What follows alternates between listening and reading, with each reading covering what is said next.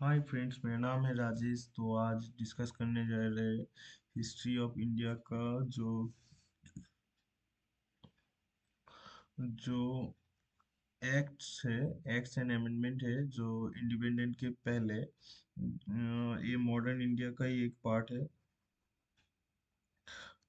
तो इसमें क्या डिस्कस करेंगे, वेरियस जो एक्ट है और अमेंडमेंट है। और ये मेरा सेकंड वीडियो है इस एक्ट्स एंड अमेंडमेंट में। तो पहले पार्ट पहले डिटेल में स्टडी किया गया है, वो एक बार चेक कर लेना, फिर इस वीडियो देखना। और इसमें मैंने कवर किया हूँ 1853 एक्ट से लेके 1919 तक, 1919 तक। तो चलिए फिर डिस्कस करते हैं, और इसमें डिटेल स्टडी रहेगा जो आपके एग्जाम में, आने वाले एग्जाम में काम आएगा। तो ये जो 1853 एक्ट, इससे पहले मैं 1773 से लेके 1833 तक डिस्कस कर चुका हूँ। ये 1853 से लेके है। और जो 1853 एक्ट है, ये लास्ट चैटर एक्ट है।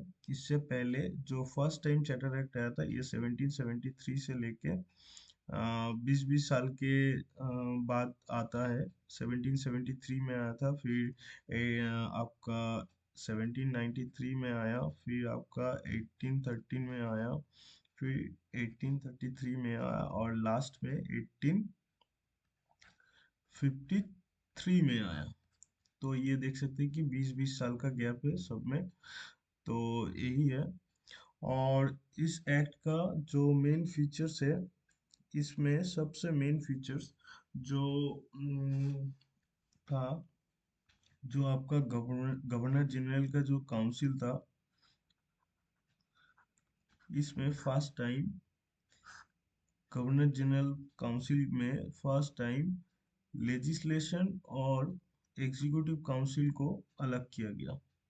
ये एग्जीक्यूटिव काउंसिल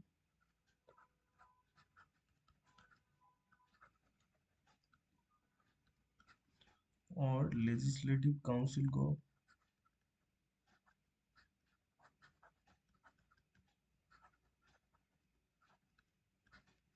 अलग रखा। यही सबसे मेन फैक्ट है।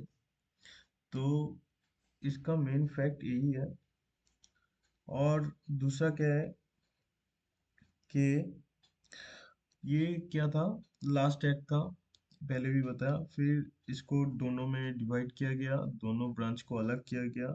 और क्या था, open competitive civil service exam, civil service exam जो था, सिविल सर्विस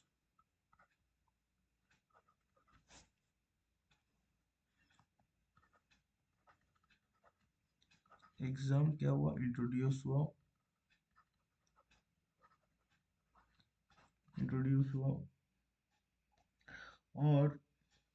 और इसका मेन और एक क्या फैक्ट था, जो ये जो 1773 एक्ट में जो ब्रिटेन गवर्नमेंट जो ईस्ट इंडिया कंपनी को 20-20 साल तक का रेवेन्यू लेने उठाने का इंडियन टेरिटरी से जो मौका दे रहा था, इस एक्ट में कोई लिमिटेशन नहीं दिया गया कि फिर 20 साल या कुछ पर्टिकुलर टाइम नहीं दिया गया कभी भी। मतलब कोई लिमिटेशन नहीं था कभी भी। ब्रिटिश गवर्नमेंट कोई एक्ट के द्वारा मतलब ईस्ट इंडिया कंपनी को हटा सकता है। यही मेन फैक्ट था। तो चलिए देख लेते हैं, एक बार क्या पढ़ लेते हैं।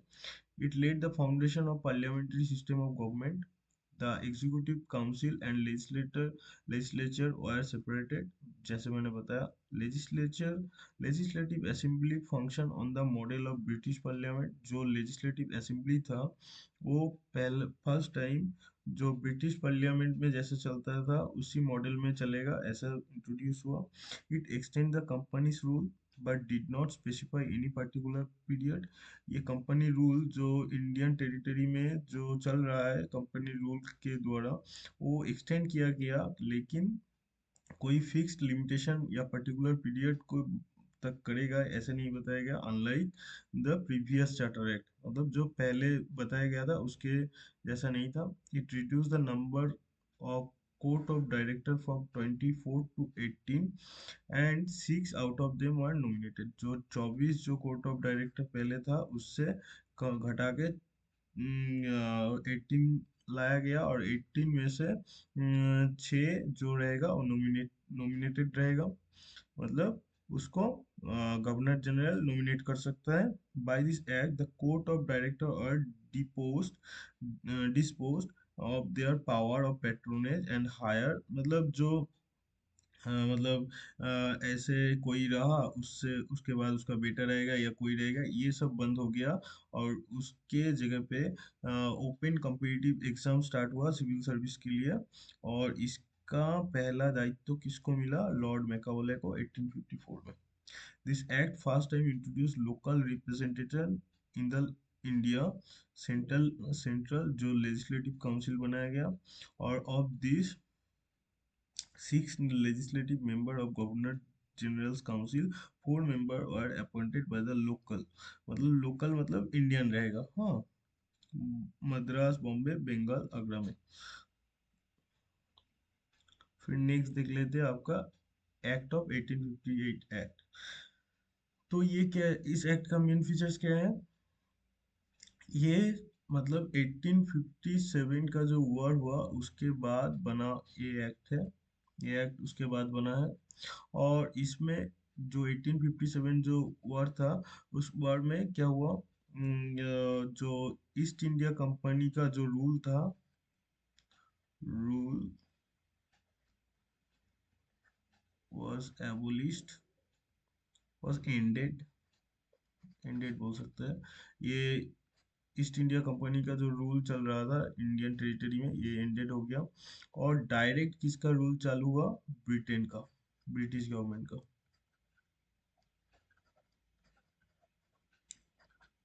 अभी इंडियन टेरिटरी में ब्रिटिश गवर्नमेंट का रूल चालू हो जाएगा, ऐसा बोला गया। तो और इस एक्ट का नाम था good good government of India act. तो ये क्वीन प्रोक्लेमेशन एक्ट भी बोला जाता है, ये जो देख सकते हैं, क्वीन प्रोक्लेमेशन एक्ट ऑफ 1858। और इस एक्ट में और एक फीचर्स क्या था? आपका जो पहले गवर्नर जनरल था, गवर्नर जनरल ऑफ इंडिया था, इसको इसका नाम चेंज करके वाइसरॉय, वाइसरॉय ऑफ इंडिया बताया गया। और एक न्यू पोस्ट क्या हुआ? सेक्रेटरी ऑफ स्टेट,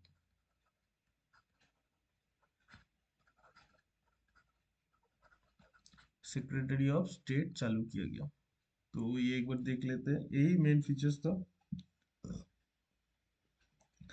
तो क्या था? This act ended the system of double government, जो पहले बताया कि पहले east India company Indian territory के ऊपर रूल करेगा, और ईस्ट इंडिया कंपनी के ऊपर कंट्रोल रहेगा ब्रिटेन का। ये बंद करके डायरेक्ट ब्रिटेन अभी इंडियन टेरिटरी के ऊपर रूल करेगा, ये बताया गया। These institutions of Board of Control and Court of Proprietors were abolished. It changed the designation of Governor General of India to the Viceroy of India. Viceroy was the direct representative of British Crown in India. Lord Canning became the first Viceroy of India. Government of India Act 1858 created a new office, Secretary of State for India, with complete authority over Indian administration. He was a member of the British cabinet and was responsible for British Parliament. This act constituted the Secretary of State in Council with the power to sue and being sued in India। मतलब जो India में जो secretary of state जो rule मतलब जो रहेगा, वो British cabinet में इंडिया के बारे में मतलब कुछ भी होता है तो उसके लिए रिस्पॉन्सिबल कौन रहेगा? सेक्रेटरी ऑफ स्टेट, ये बताया गया। नेक्स्ट है आपका 1861 एक्ट। इसमें क्या हुआ? इसका मेन फीचर्स यही है। इसमें जो मेन फीचर्स है, पोर्टफोलियो सिस्टम दिया गया, सबसे पहले इंट्रोड्यूस किया गया इस एक्ट के मार्फत से पोर्टफोलियो सिस्टम। और इसका और एक क्या था? Association of Indian with legislation, मतलब इंडियंस को मतलब आइन या कानूनी कुछ कुछ अगर चेंजेस हो इसके बारे में डिस्कस करने के लिए इंडियंस को मौका मिला। फिर भी लिमिटेशन जरूर रहेगा, ये फर्स्ट टाइम था इसलिए लिमिटेशन था, लेकिन इंडियंस को मौका मिला। तो देख लेते हैं क्या है। The Indian council act 1861 was one of the series of reform initiated by British government to reform the British administrative setup। जैसे बताया कि इंडियन को पहला मौका मिला। The features क्या है? The Indian Council Act 1861 reversed the centralizing tendency that started in 1773 and completed in 1833। इसको रिवर्स कर दिया गया। It restored the legislative power of the Bombay and Madras presidency। The act provided for the establishment of new legislative council for Bengal in 1862, Northwestern Frontier for 1860, or Punjab for 1897। This act empowered the viceroy to make rules and order for the more convenient transaction and business in the council। It gave the recognition of portfolio system। ये first time introduce हुआ था, तो ये important बन जाता है और ये कोई ना कोई एग्जाम में आता है। ये पोर्टफोलियो सिस्टम कौन से एक्ट के द्वारा इंडिया में इंट्रोड्यूस हुआ? Introduce by the Lord Canning in 1859, जिसको रिकॉग्निशन मिला 1861 एक्ट के द्वारा। It authorised the viceroy to issue ordinance during the emergency event without agreement of legislative council। It associated Indian with law making process। सबसे पहले Indian को मौका मिला law making process में एसोसिएट करने के लिए। The viceroy could nominate Indians as non-official member in his expanded council। In 1862 the three Indians were nominated। जो मतलब फर्स्ट टाइम जो लेजिस्लेटिव काउंसिल में तीन इंडियन को नॉमिनेट किया था, इसका नाम क्या है? राजा ऑफ बनारस, जो राजा था बनारस का, फिर महाराजा ऑफ पटियाला और एंड सेठ दिनकर राव, ये तीन आदमी को मिला था। नेक्स्ट एक्ट है आपका 1892 एक्ट। इसका क्या था? जो इंडियन था आपका, पहले बताया 1861 में फर्स्ट टाइम इंडियंस को लेजिस्लेटिव काउंसिल में पार्ट मिला। मतलब कानून के बारे में, मतलब जो लॉ मेकिंग प्रोसेस में इंडियंस को एसोसिएशन का मौका मिला 1861 में। और 1892 में क्या हुआ को उसमें इंडियंस का मतलब जो नंबर था मेंबर का बढ़ाया गया। इसका मेन फैक्ट यही है। और और इसको मतलब लोकल मेंबर को डिस्कशन करने के लिए मौका मिला किसके? बजट सेशन का। मतलब बजट कितना क्या रहेगा, और कुछ लिमिटेशन के साथ ही वो लोग पूछताछ कर सकते हैं। मतलब देख सकते हैं 1861 से धीरे धीरे इंडियन का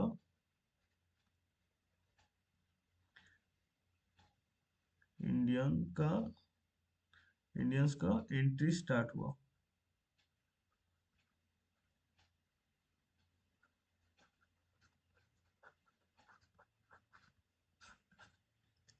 मतलब हायर लेवल पे धीरे धीरे एंट्री स्टार्ट हुआ।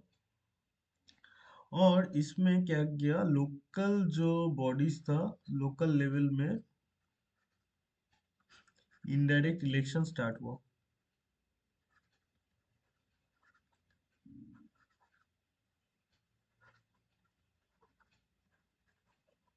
इनडायरेक्ट इलेक्शन मतलब जो ऐसे अभी क्या चलता है, जो इलेक्शन चलता है कि नॉर्मल सब कोई मतलब 18 ईयर्स से ज़्यादा, 18 ईयर्स प्लस कोई भी इलेक्शन में वोट कर सकता है, लेकिन पहले ऐसा नहीं था। इस टाइम पे कोई अमीर आदमी हो या जमींदार हो, रिनाउंड कोई आदमी हो, तहसीलदार हो, इन सबका एक ग्रुप बनता था। ग्रुप बन के एक आदमी को वोट किया जाता है, एक या दो आदमी के बीच में वोटिंग होता था, और वोटिंग में किसी एक को सिलेक्ट किया जाता। तो यही था इनडायरेक्ट इलेक्शन, और फर्स्ट टाइम इंट्रोड्यूस हुआ। फिर आपका 1909 का जो एक्ट है, इसमें क्या है, ये इंडियन काउंसिल एक्ट बोला जाता है इसको। इस एक्ट में इस एक्ट के टाइम कौन था? जो आपका लॉर्ड मॉर्ली था ये सेक्रेटरी ऑफ स्टेट था, और लॉर्ड मिंटो जो था वाइसरॉय ऑफ इंडिया था। इस एक्ट का मेन फीचर्स क्या था? इसका मेन फीचर्स था मतलब लेजिस्लेटिव काउंसिल को जो 16 मेंबर था उसको बढ़ा के 60 किया गया, और इसमें इंडियन को भी नॉमिनेशन ज़्यादा मिला। फिर आपका separate electorate for Muslim, separate election for Muslim, Sikh, इन सबका सेपरेट इलेक्शन के बारे में बताया गया। Allowed Indian to hold executive council position, और एक क्या था, फर्स्ट टाइम जो था इससे पहले क्या हुआ हो रहा था कि लेजिस्लेटिव काउंसिल में इंडियन को एसोसिएशन का मौका मिल रहा था, लेकिन इस एक्ट के माध्यम से फर्स्ट टाइम इंडियन को एग्जीक्यूटिव काउंसिल में एग्जीक्यूटिव काउंसिल में एंट्री का मौका मिला। और और सत्येंद्र नाथ सिन्हा जो था, सत्येंद्र प्रसाद सिन्हा जो था, ये फर्स्ट उनको फर्स्ट एग्जीक्यूटिव काउंसिल में रखा गया, मतलब गवर्नमेंट सॉरी गवर्नर जनरल का सॉरी वाइसरॉय का एग्जीक्यूटिव काउंसिल में रखा गया। यही मेन फैक्ट था। फिर आपका आता है 1919 act. This act is also known as Montagu-Chelmsford reforms, as Montagu was the Secretary of the State for India and Lord Chelmsford was the Viceroy of India. It was favor of the declaration of British government on the 20th, मतलब ये 1917 में discuss करने का सोचा था। और इसका क्या फीचर्स था 1919 एक्ट का? सबसे पहले जो डायरची था, हाँ डायरची मतलब डायरची मतलब डबल गवर्नमेंट, मतलब जो अभी हम लोगों का जो चल रहा है, जो डायरची मतलब जैसे क्या है, डायरची को पहले इंट्रोड्यूस किया, मतलब डुअल गवर्नमेंट, ये एक डुअल टाइप का गवर्नमेंट है। इसको पहले अभी जो अपना इंडियन पार्लियामेंट्री सिस्टम चल रहा है जैसे डुअल गवर्नमेंट का, जैसे सेंटर में सेंटर अलग, सेंट्रल अलग, फिर स्टेट में स्टेट अलग, मतलब प्राइम मिनिस्टर चीफ मिनिस्टर का बेसिस में जो जैसे चल रहा है वैसे ही टाइप का डुअल गवर्नमेंट चालू किया गया। और जो दो गवर्नमेंट में एक, मतलब दोनों में बांटा गया, एक transport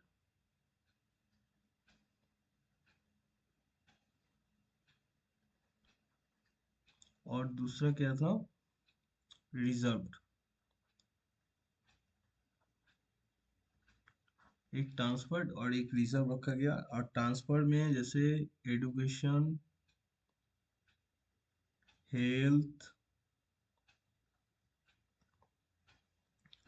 agriculture,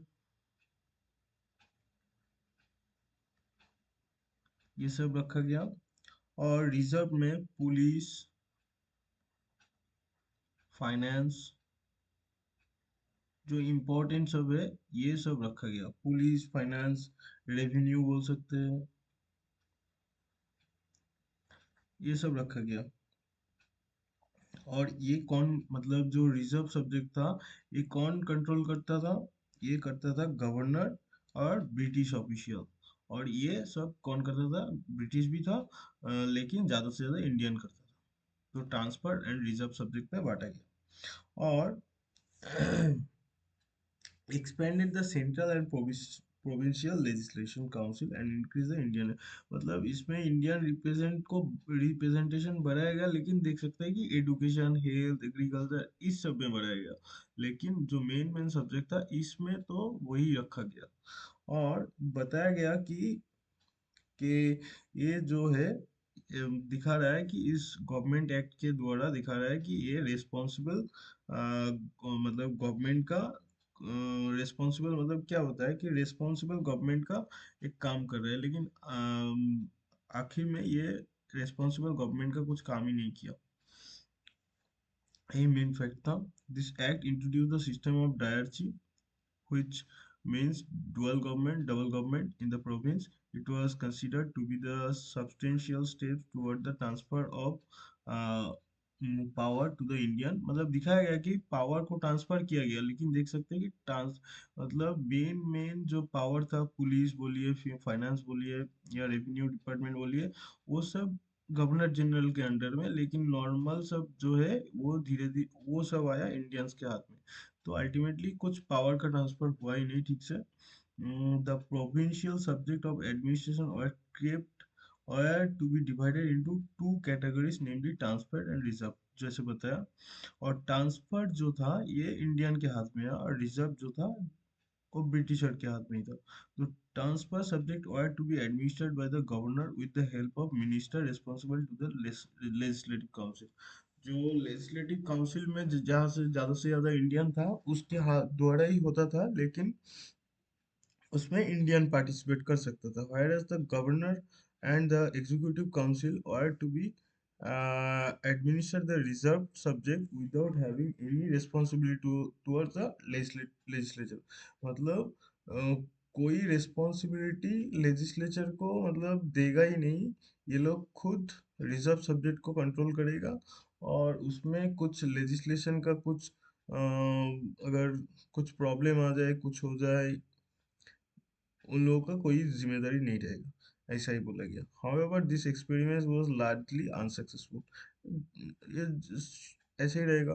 this act set the devaluation rules by which subject of administration are divided into two categories, namely central and provincial। Central category had subject of all India importance like, sorry ये railways होगा, railways railways and finance, while the matters relating to the administration of province were classified as a province। यही था main. और इसमें क्या था, तो main fact क्या था इसमें, रिजर्व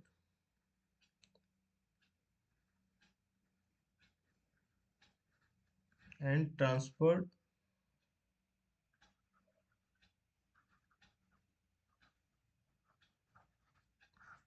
इन दोनों में मतलब गवर्नमेंट को बांटा गया।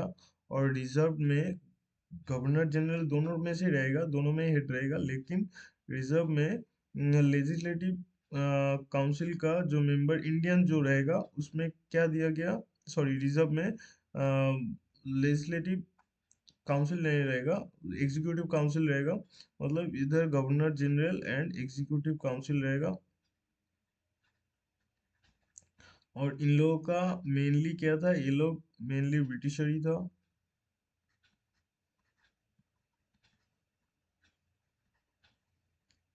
मेनली ब्रिटिशर्स था, और इसमें इंडियंस था। तो देख सकते हैं। और इन लोगों का पास क्या क्या पार्ट था रिजर्व सब्जेक्ट में, जैसे फाइनेंस,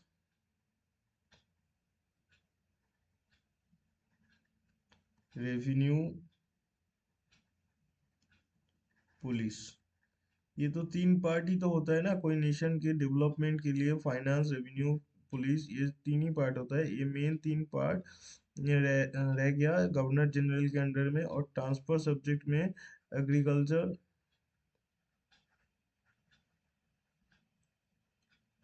हेल्थ, ये सब किसके अंडर में आ गया, ट्रांसपोर्ट में। तो अगर रेवेन्यू अगर ज़्यादा रहा, या फाइनेंस में मतलब एग्रीकल्चर में ज़्यादा से ज़्यादा रेवेन्यू उठाया, तो एग्रीकल्चर में ग्रोथ कैसे होगा। तो अगर जो एग्रीकल्चर में अगर मतलब ग्रोथ में अगर कोई दिक्कत आता है, तो ट्रांसपोर्ट वाला मतलब इंडियन मतलब लेजिस्लेटिव आपका लेजिस्लेटिव काउंसिल एग्जीक्यूटिव काउंसिल को कुछ नहीं बता सकता, ऐसे ही बनाया गया। और ऐसे दिखा रहा है कि ये आपका रिस्पॉन्सिबल गवर्नमेंट का एक एक्ट है, लेकिन अल्टीमेटली ये अनसक्सेसफुल एक्ट था। और यही था 1919 एक्ट। और इसी से मेरा वीडियो खत्म होता है। अगर वीडियो अच्छा लगे तो लाइक करना और वीडियो को शेयर करना और चैनल को सब्सक्राइब कर देना। Thank you.